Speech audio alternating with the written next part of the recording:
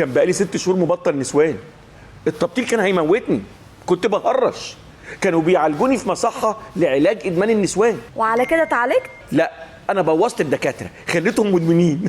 عشان انت مريض ولسه ما اتعالجتش، وده كان اختبار وانت فشلت فيه يا مدمن. الحياة من غير نسوان بتبقى بيض، قاعدة مملة. القعدة اللي كلها تكرة دي تحس إنها قاعدة ناشفة، تحس إن مفيش أكسجين. عشان انت رابط السعادة في مخك بالنسوان. بقول لك إيه يا دكتور، أنت هتنكر إن النسوان بتسعد؟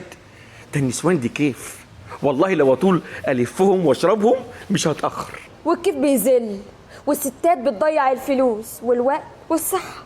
عادي، كده كده الصحة تضيع في حاجة حلوة.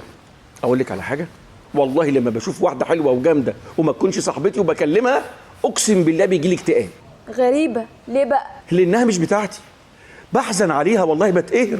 لكن أول ما أعرفها وأتكلم معاها وأفتح حوار وتبقى صاحبتي، ببقى طاير، بحس بالسعادة. عشان انت مريض.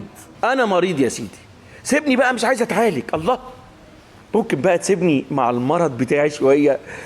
بحب الفيروسات. الفيروسات دي بقى تبعي، وده كان اختبار وانت فشلت فيه يا فاشل. أنا عايز أفشل يا سيدي، سيبني بقى مع الفشل، اديني مساحتي مع الفشل. ولا أنت إيه رأيك؟ زي ما تحب. ظبطت.